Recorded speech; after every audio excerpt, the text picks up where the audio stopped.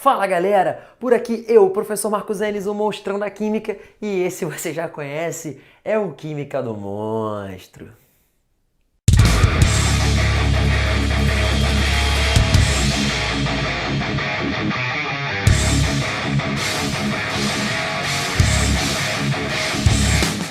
Fala galera! Então, já se inscreveu no canal? Já ativou as notificações? Antes de começar a aula, eu já vou te pedir para deixar aquele like esperto e para se inscrever no canal, não esquece, cara. Só assim você pode ficar por dentro de tudo que acontece aqui no Química do Monstro. Então bora para a aula. Se liga, nossa aula de hoje, análise gráfica dentro da termoquímica. Na verdade, eu vou ver 3 tipos de gráficos com vocês aqui hoje. Eu vou ver os gráficos que vão falar sobre entalpia de reação e variação de entalpia junto com o caminho da reação. Gráfico sem caminho da reação, quando a gente só tem o eixo Y, e gráfico com reação multietapas. Reações que tem mais de uma etapa ao longo da ocorrência dela. Tem 3, 4, 5 etapas. Tranquilo? Vamos lá. Então, o primeiro tipo de gráfico. O primeiro gráfico que a gente tem é aquele gráfico que tem entalpia no eixo Y versus caminho da reação no eixo X. Aqui a gente não vai falar de tempo de reação, não importa se a reação demora 10 minutos, 10 horas ou 10 dias para acontecer. Importa se ela começa e se ela termina, tudo bem? Beleza. E como é que vai variar a energia ao longo dessa reação? Claro. Então eu tenho 2 padrões de gráfico aqui. Como é que é esse primeiro padrão? O primeiro patamar que nós temos aqui, eu vou colocar, esqueci o pílor verde ali na mesa, deixa eu pegar. Vem cá, pílor verde. Ah, peguei, vamos lá.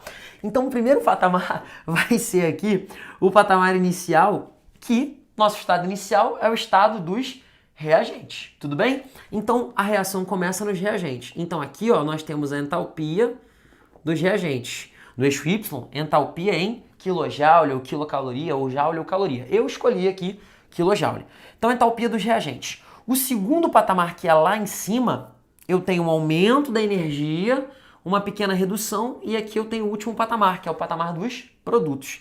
Então, nessa reta aqui, ó, pum, deixa eu ver, cara, linha reta e eu somos um problema sério. Quem tem aula comigo no presencial sabe disso. Então, aqui eu tenho a entalpia dos produtos, a energia dos produtos. Beleza. Cara, antes da gente dizer se é um fenômeno endo ou exotérmico, diz pra mim, a energia ao longo desse processo aqui aumentou ou diminuiu? Aumentou, consegue enxergar isso? Por quê? Eu saí de um quantitativo energético mais baixo e fui para um quantitativo energético mais alto. Eu tive um aumento na energia. Então, meu ΔH está exatamente aqui, ó. Daqui para cá. Vou até colocar aqui, ó, ΔH. Tranquilo? Então a variação de entalpia aqui é positiva. Então esse primeiro gráfico que eu desenhei com você aqui, filhote, é o gráfico para ΔH maior do que zero, ou seja, do fenômeno endotérmico. Você com certeza já assistiu a primeira aula de termoquímica, então fenômeno endotérmico. Tudo bem? Beleza. Aí você me pergunta, poxa, monstro, por que eu tenho esse espaçamento aí, essa subida e depois essa descida e o patamar fica constante de novo? Na verdade, toda reação, filho, para acontecer, ela tem um custo energético.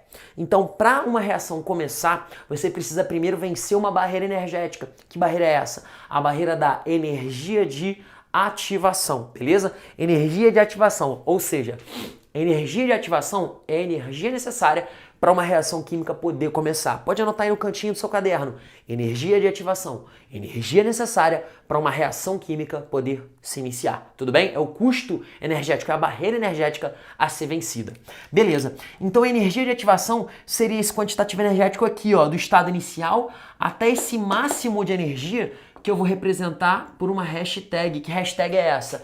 É um estado chamado de estado de transição ou complexo ativado, beleza? Cheguei nesse estado de transição, a reação está na iminência de acontecer. Pum, cheguei no estado de transição, ela acontece. Tudo bem? É aquela riscada do fósforo, é o estopim inicial da combustão, é a reação começando a acontecer. Foi ou não? Venci a barreira energética. O que vai acontecer aqui agora? Eu vou ter uma pequena perda de energia, mas eu perco menos energia do que o que eu absorvi. É como se eu tivesse absorvido, sei lá, 300 kJ de energia e liberado só 50. Meu saldo ainda fica positivo em 250. Foi ou não foi? Pô, mostrou, não entendi.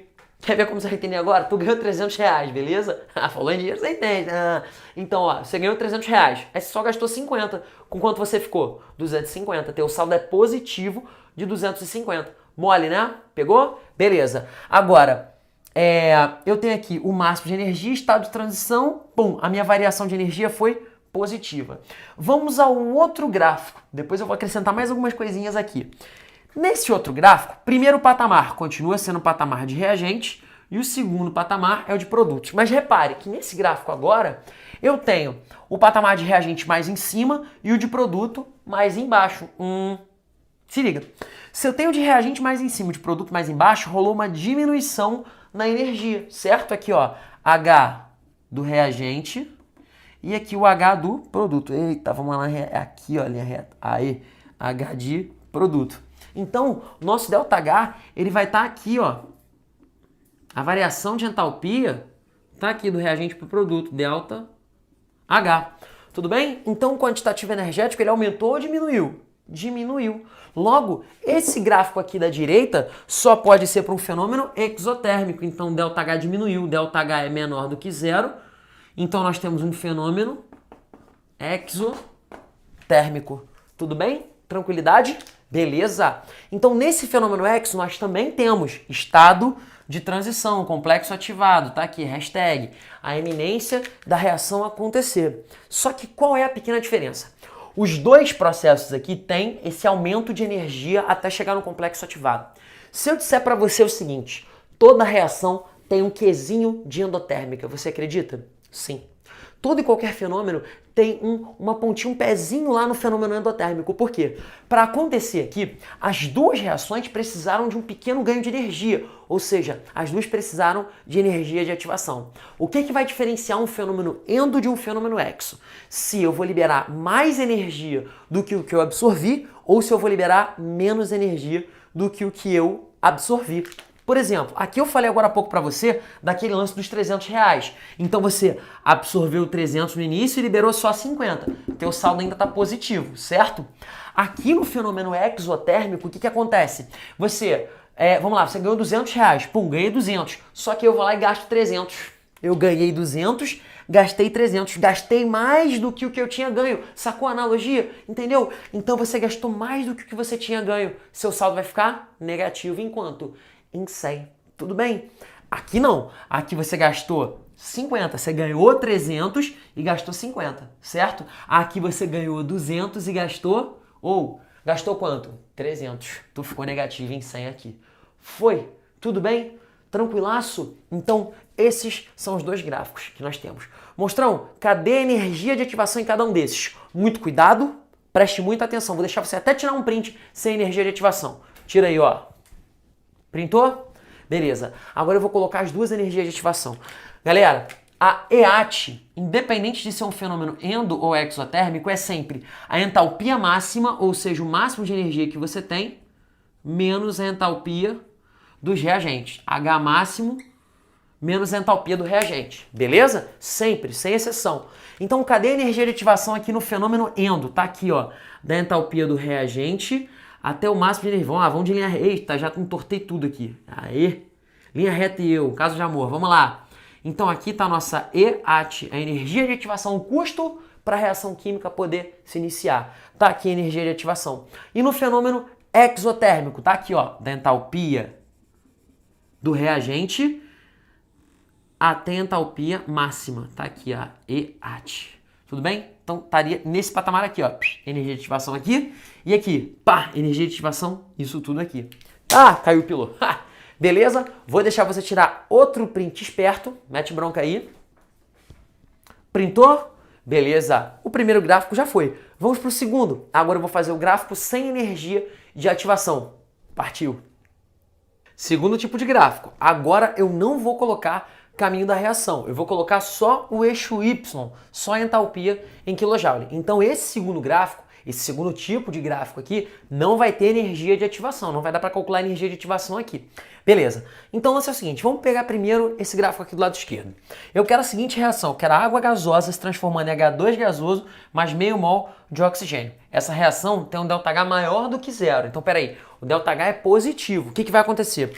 Você vai apontar a seta sempre do reagente para o produto. Quem é o reagente? Água em fase gasosa. Então eu vou apontar, ó, a seta de baixo para cima. Então a reação ocorre daqui para cá. Então nós temos a patamar aqui de baixo, é o dos reagentes, e o lá de cima é o dos produtos. Então aqui no eixo Y eu tenho aqui a entalpia do reagente e aqui em cima eu tenho a entalpia do produto. Tranquilo? Cadê o ΔH?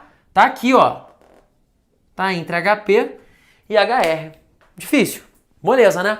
Beleza. Então nós temos esse primeiro gráfico para fenômeno endotérmico, ΔH positivo, maior do que zero. Você pode perceber que a entalpia aumentou. Então aqui, ó, até esqueci de colocar ΔH. Eita, pelo saiu preto, o que é isso? Então tá aqui o ΔH. Tudo bem? Beleza? Bom, tá aí, primeiro padrão de gráfico. Agora, segura. Pausa.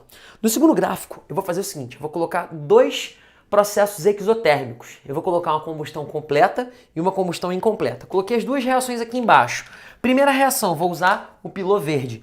O carbono sólido mais meio mol de oxigênio formando CO. Isso é uma combustão incompleta. A combustão incompleta sempre libera menos energia do que a combustão completa. Então tem aqui, ó, C mais O2 virando CO. Tá aqui, ó, a primeira reação. Então eu vou de um patamar mais alto, tá aqui, ó, a entalpia de reagentes, e aqui o patamar mais baixo, a entalpia de produtos. Então a entalpia diminuiu. Eu tive uma perda de energia, uma diminuição da energia total do sistema. Então eu tive aqui, ó, liberação de calor. Tá aqui o primeiro ΔH. Vou colocar aqui. Beleza, ΔH da primeira reação. Tudo bem? Moleza, né? O da segunda eu vou usar o pilô vermelho. Bom, na segunda eu tenho carbono mais oxigênio virando CO2. Então a combustão vai ser completa. O que vai acontecer então no gráfico? Eu vou ter a seta saindo lá de cima e vindo aqui para baixo, para o CO2. Vai ser essa seta aqui, ó. Rapaz, ficou bom, hein? Então, segunda reação, reagente, produto. Tá lá o H de reagente de novo. E aqui embaixo, o H de produto. Então, concorda comigo que aqui o ΔH tem um valor negativo. Mas aqui, ó, daqui de cima até aqui embaixo, ó, daqui até aqui, eu tenho um outro valor de ΔH muito maior, beleza? Então, eu tive a diminuição da energia muito maior. Foi ou não foi? Eu liberei mais energia. Tudo bem? Então, esse fenômeno aqui é mais exotérmico do que esse. Eu tive uma maior liberação de energia no 2 do que no 1. Por quê? Porque a combustão completa libera sempre mais energia do que a combustão incompleta. Tranquilo? Agora, aquele espaço para você tirar o seu print, vai lá, printa aí. Nossa. Printou? Beleza? Agora, eu vou ver o último tipo de gráfico aqui, quando a gente tem uma reação com mais de uma etapa. Bora! Bom, agora nós vamos falar sobre as reações que têm duas ou mais etapas. Então aqui, se liga, organização dos eixos. No eixo Y, eu tenho entalpia em kJ, no eixo X, caminho da reação. Exclui toda essa outra parte aqui, bem parecido com aquele primeiro tipo de gráfico que a gente viu, beleza? Então nós temos 4 patamares aqui. Se liga, o que vai acontecer? O primeiro patamar é o reagente da primeira reação. Vou colocar aqui, ó, R1. O que vai acontecer? Nós vamos ter um primeiro máximo de energia, hashtag 1 aqui, né? Primeiro estado de transição.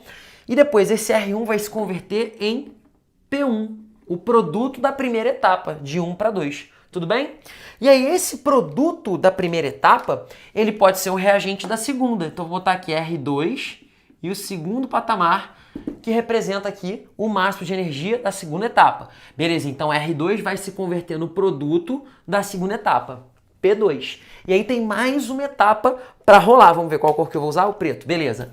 P2. Eu vou ter aqui P2 se convertendo em R3. Então, o P2 é o R3. O R3, vai lá, aumenta a energia, chego no terceiro estado de transição e de R3 eu vou para P3. Então, nós temos aqui 3 etapas. A primeira, que R1 se converte em P1, a segunda, R2 se converte em P2 e a terceira, R3 se converte em P3. Tudo bem? Bom, então aqui, pessoal, nós percebemos 3 etapas por quê?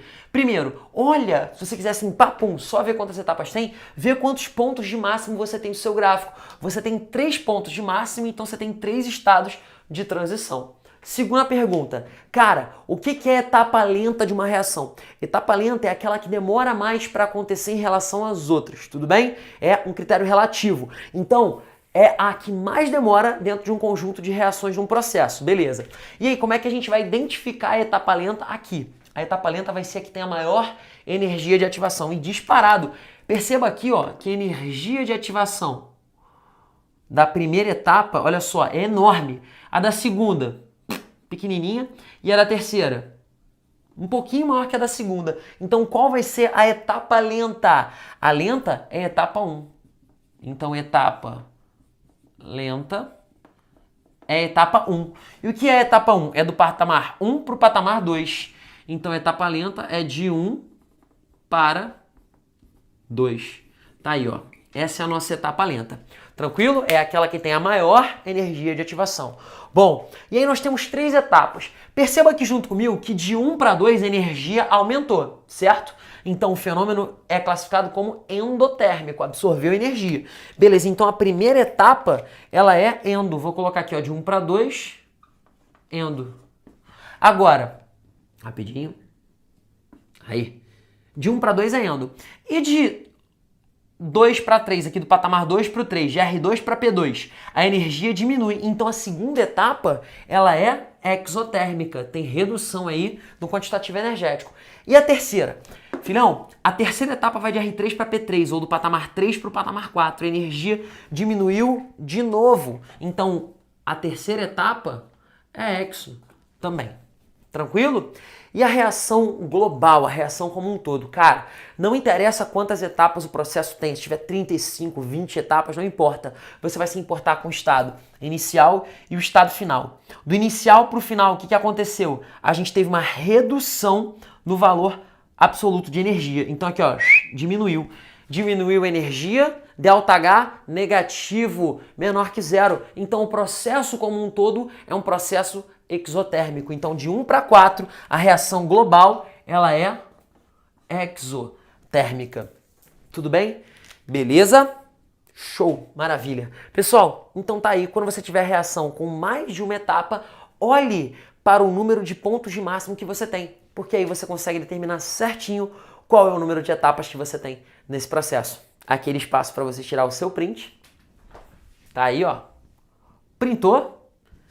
Galera, vamos aproveitar, agora que a gente falou de análise gráfica, deixa eu fazer uma questão aqui que foi da FRJ e é uma questãozinha muito bacana. Se liga só no enunciado, na tela para você. A redução das concentrações de gases responsáveis pelo efeito estufa constitui o desafio central do trabalho de muitos pesquisadores. Uma das possibilidades para o sequestro do CO2 atmosférico é a sua transformação em outras moléculas. O diagrama a seguir mostra a conversão do gás carbônico em metanol. Indique as etapas endotérmicas e exotérmicas e calcule a variação da entalpia na conversão do CO2 em metanol. Galera, o gráfico que apareceu aí para vocês é basicamente esse gráfico aqui. Eu coloquei ele um pouco mais enxuto, com menos informação, para a gente focar no que é realmente necessário. Então é o seguinte, ele mostra um processo que ocorre com 3 etapas. Lembra do que a gente acabou de ver? Ó, eu tenho 4... Eita, volta piloto. Voltou. Então eu tenho 4 patamares aqui. Eu tenho o patamar de número 1, 2, 3 e 4. Aí, então tem 4 etapas. Não, você tem 4 patamares destacados. Etapas são 3. Nós temos aqui, ó, etapa 1. Vou botar aqui 1, destacar em vermelho. A etapa 2, né, segura energia de ativação, e a etapa 3. Cadê a etapa 1?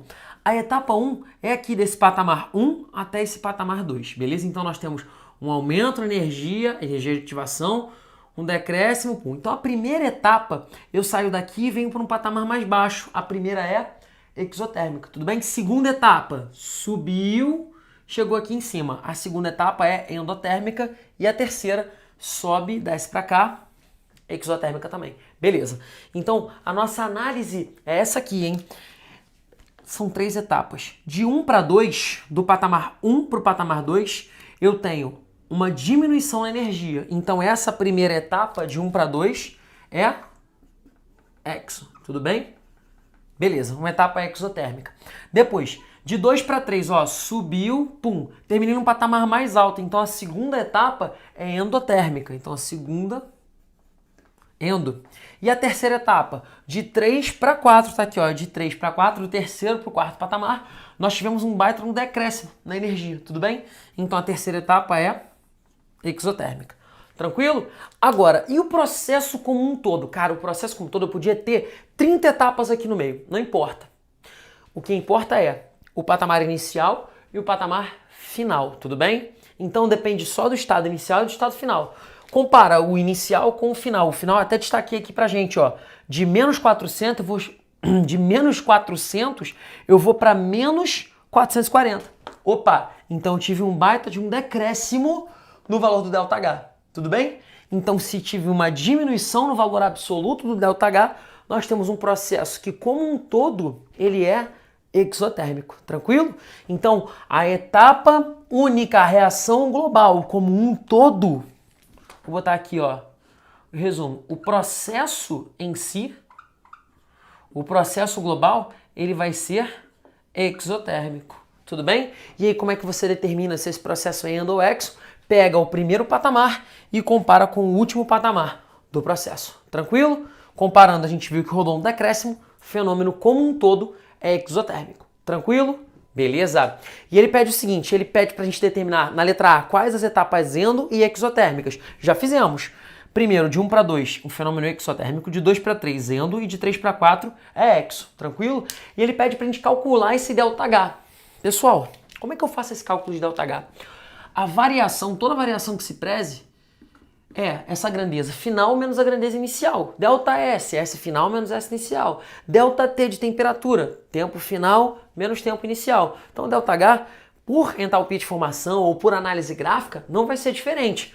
O ΔH vai ser determinado pela soma da entalpia dos produtos, que é a entalpia final, menos a entalpia dos reagentes. Tranquilo? Então, aqui o nosso ΔH é... Qual é o nosso estado final? O estado final é o estado 4, certo? É o quarto patamar, onde você tem o metanol se formando. Beleza. E a energia do quarto estado tá aqui, ó, menos 440. Então, ΔH é igual a menos 440 menos o H do reagente, o H inicial, menos 400. Então, menos, abre aqui, menos 400. Fechei. Então, menos 400 vai ser mais 400. Então, nosso ΔH aqui vai ser menos 440 mais 400. Tranquilo? Entendeu o porquê do mais 400? Ó, menos com menos aqui, sinal vira positivo. Tranquilo? Então, o nosso ΔH é igual a menos 40 kJ. E aí? Difícil? Molezinha, né? Então, a letra A está respondida aqui. Letra B está respondida aqui. Menos 40 kJ. Vou dar aquele espaço de perto para você tirar o seu print. E aí? Printou? Beleza. Galera, por hoje é só. Espero que vocês tenham gostado dessa aula. Não se esqueçam, ative as notificações e deixe